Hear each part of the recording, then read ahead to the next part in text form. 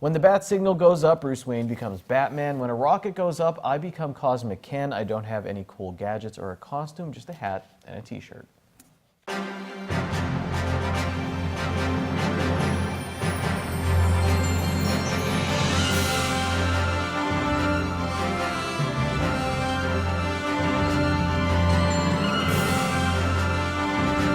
Welcome to Taking Up Space, where I take up space in the newscast by talking about space. Behind me is historic Launch Complex 39A at the Kennedy Space Center in Florida. This summer, we'll celebrate the 50th anniversary of Apollo 11, the mission that put men on the moon. And that mission launched from right here.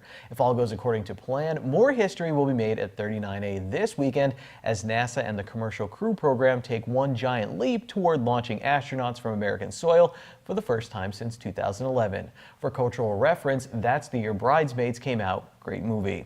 Set your alarms and your Keurig machines for 2:49 a.m. Saturday morning. SpaceX is launching demonstration Mission 1 on their Falcon 9 rocket, and I just so happen to have one right here. This is not to size. On top will not be a payload fairing like this, but what's called the Crew Dragon capsule. I tried to make one out of an old sports script here, but I don't think it does it justice, so let's check out this NASA animation.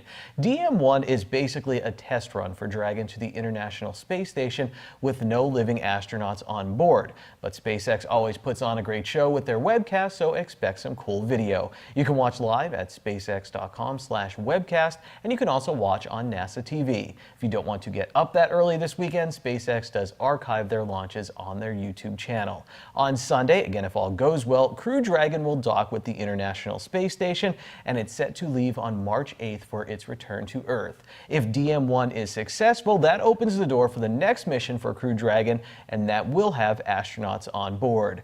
Boeing also plans a test mission soon for their Starliner spacecraft that will also be used to take astronauts to space from U.S. soil.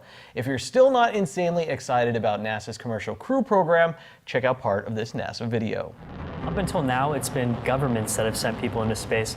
And working with our NASA partners, we are on the doorstep of being able to open it up to a much greater population. 100 years ago, the average person would say, buy a ticket. I will never fly an airplane, and I will never be able to buy a ticket to go in an airplane. We might really be able to do that someday. So you can't think in today. You have to think about what's it going to be like tomorrow.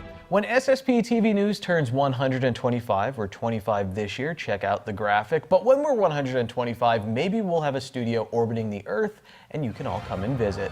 I don't know what the future holds, but I do know there's a pretty cool launch scheduled for this weekend.